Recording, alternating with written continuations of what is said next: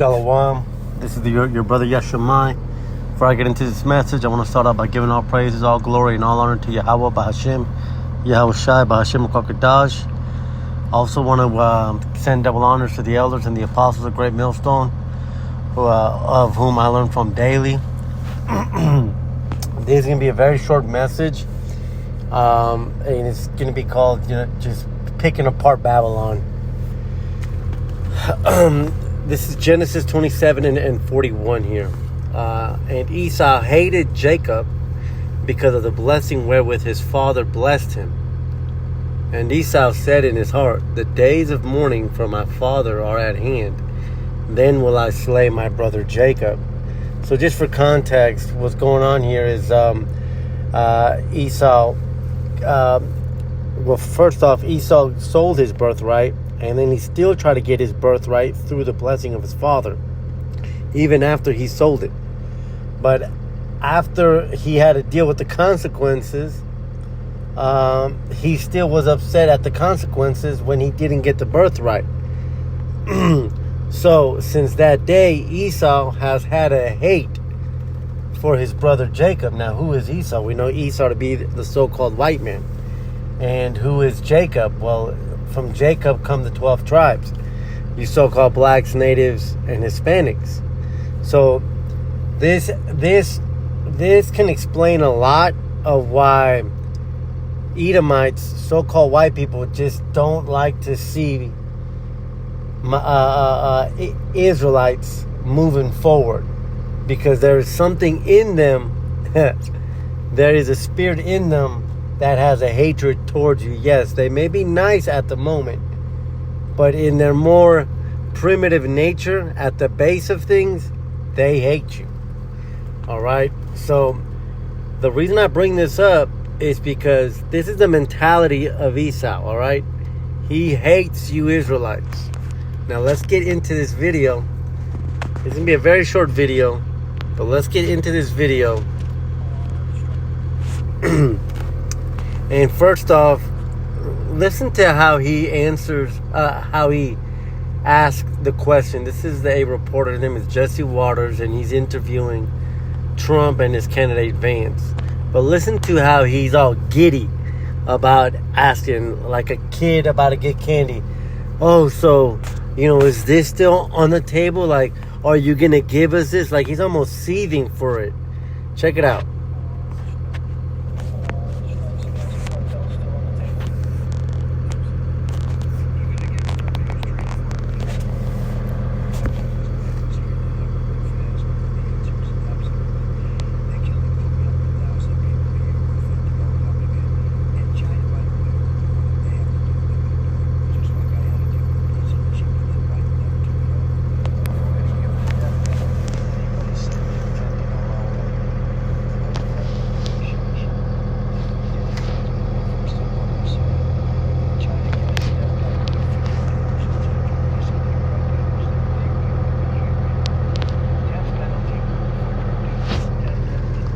Now, I just want to take a quick pause here, because I hope that you guys caught how giddy he was to ask the question. Are we going to get to invade more countries, Mr. Trump? Oh, yeah. Yeah, it is. We're going to give you that candy. And then he goes into the fact of how drug dealers should die. I'll say this again. These elites do not care about you. Okay, they don't care about the people being killed by drugs. They don't care about you. And if he wants to give the death penalty to so-called drug dealers, then they need to take themselves off the planet, because they were the ones that put crack into our neighborhoods, man. But this is the hypocrisy of Esau. Again, this is just an excuse to invade yet another country and for him to show you who he is.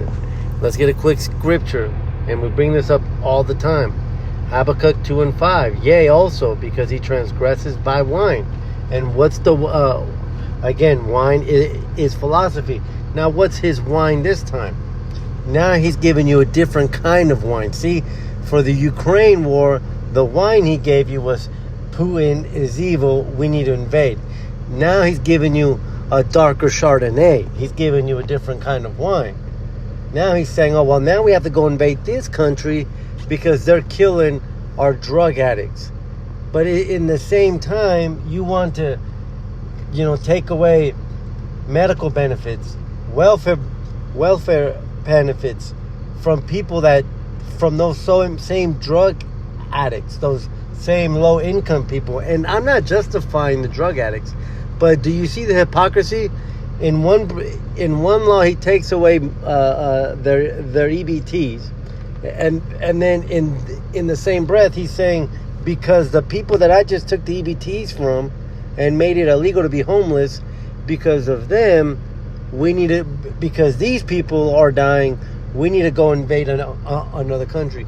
That's this wine.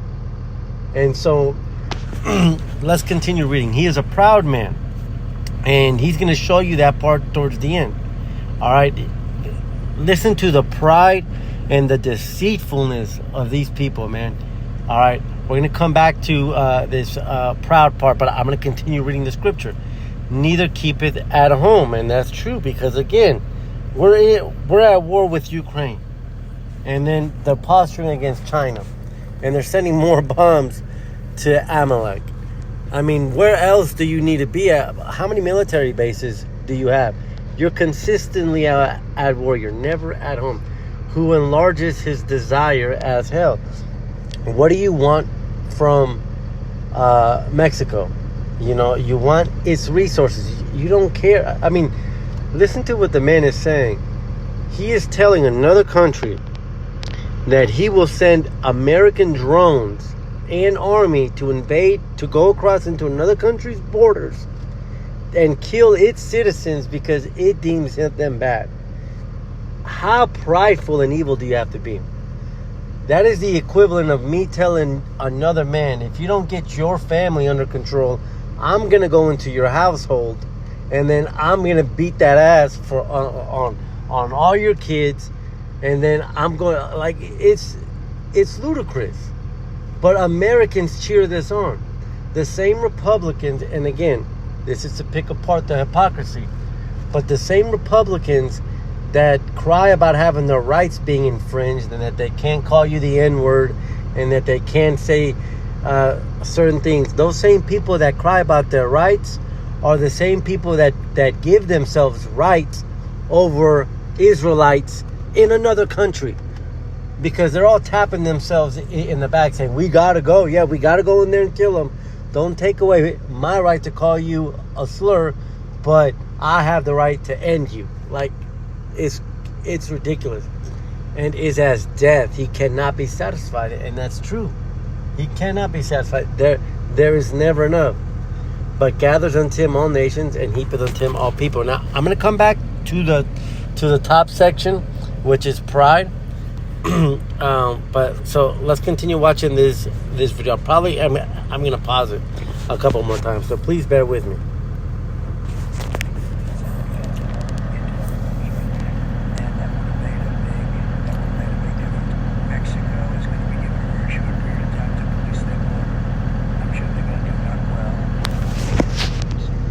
Pause right there. Let's get this other scripture. I think it's in Jeremiah. Listen to what he said. He said, we're going to give Mexico a short time to get their stuff together, but if they don't get it together, we're going to go in there and we're going to do what we have to do. That's Isaiah 33:1. Because this is, again, he's signaling and he's posturing, saying, oh, we're going to give them a chance, but I don't think they're going to do it, so we're still going to have to come in and kill them. Woe to thee that spoilest, and thou wast not spoiled, and dealt treacherously, and they dealt not treacherously with thee. And that's exactly what he's doing.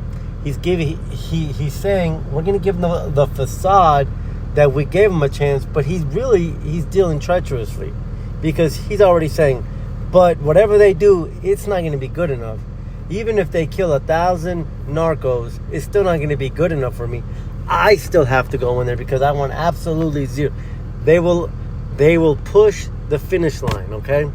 Let's finish out this scripture. When thou shalt cease to spoil, thou shalt be spoiled, and when thou shalt make an end to deal treacherously, they shall deal treacherously with thee. And you know what? I'm just getting it. I'm just understanding this. When thou shalt make an end to deal treacherously, they shall deal treacherously with thee. We just read that he cannot be satisfied. So when this scripture, and please, if I'm wrong, I'll take it. But I believe that what this scripture is saying is that when thou shalt make an end to deal treacherously, by choice, he's not gonna make the decision and tell himself, I've got to stop. No, why? Because we just read that. He is as death. He cannot be satisfied. Matter of fact, let's get this scripture too. His spirit, look at his spirit.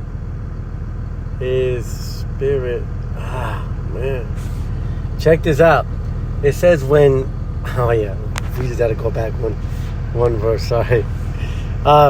Check it out, you guys. When it says that when he shall make an end to deal treacherously, that end isn't going to come by his own accord. Because Habakkuk 2:4, behold, his soul which is lifted up is not right in him, but the just shall live by his faith. He's unable to stop pillaging. He is as death. He cannot be satisfied. So, what Isaiah 33:1 is saying, I believe, and again, I'll take the correction, is that when the Most High takes away his ability, that's the only way you'll fucking stop. When the Most High takes away your ability, takes you from your kingdomship, takes you from your heaven, that's when we will begin to deal treacherously with you. So don't get it twisted. He's not going to have a aha moment where I got to stop being a demon. No, it has to be taken from him. Because his spirit is not upright in him. He doesn't know any other way. Matter of fact, there's another scripture. If I don't get it, somebody can post it in the comments. But it goes something to the effect that if Yahweh doesn't come back, he would destroy the world. There would be no earth without, and I hate to use this word. I'm not even going to try looking at it. This is supposed to be a short message. But when you are taken out from being a spoiler, that's when we're going to deal treacherously with you. Let's finish up this video here.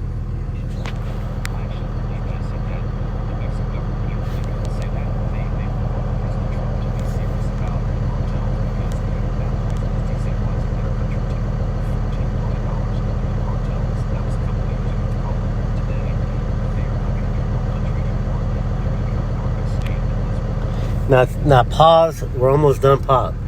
Listen to the pride. Again, this goes back to Habakkuk 2:5. He is a proud man. Listen to what that dumbass said. I actually think the so-called Mexicans want Trump to invade. Because only Trump, only the so-called white man can end this. I think another country wants us to invade its border and kill its own citizens at our own discretion. How fucking prideful do you have to be to think like this? That shows you that this scripture is aimed at one specific person. You don't see, for you Republicans, you don't see China talking like this, talking about killing its citizen.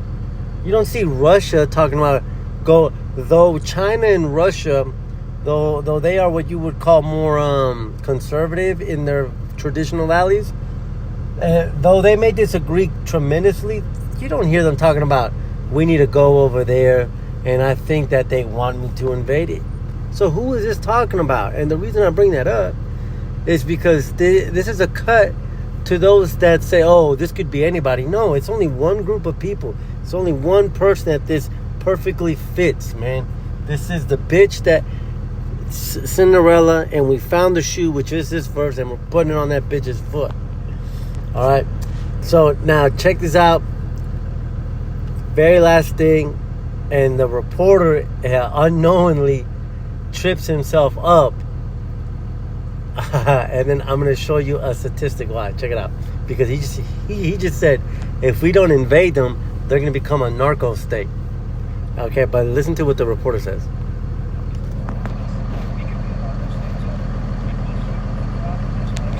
He said, we can be a narco state too. Now, why did he say that? Check this out. That guy, J.D. Vance, said that there's 11 or 13 billion dollars that goes to the narcos every year. And this is why Jesse Waters says that. How much total revenue pharmaceutical companies per year?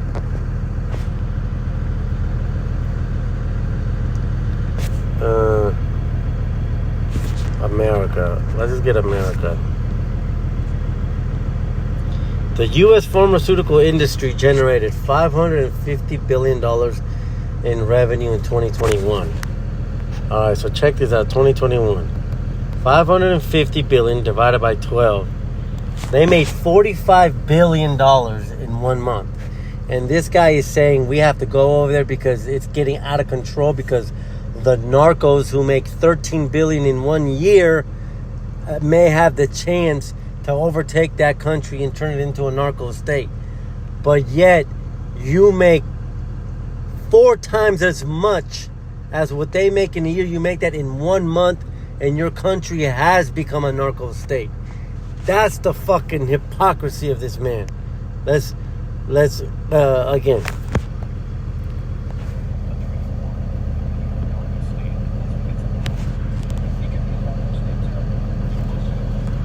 You already are there.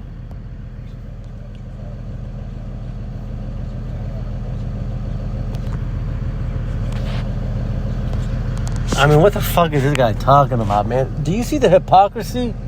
How can you not look at this and see that these people have to be taken out of control? Now, another way he's justifying of entering into another country by saying, oh, we have to do it because they're scared of their people. Because they might get assassinated. Dude's got a fucking bandage on his ear because he was almost assassinated by his own fucking people. But he's somehow saying that we have to go in there because they don't trust their own people. Your own people just try to take you out, man. What are you talking about? This is a fucking demon, man.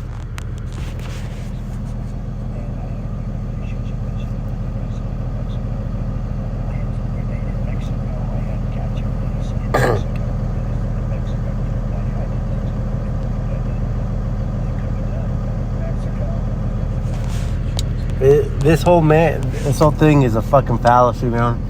And what's an even bigger trip is that man J.D. Vance, who's supposed to be his VP, he doesn't even like Trump. He called him Hitler, straight up. Google it.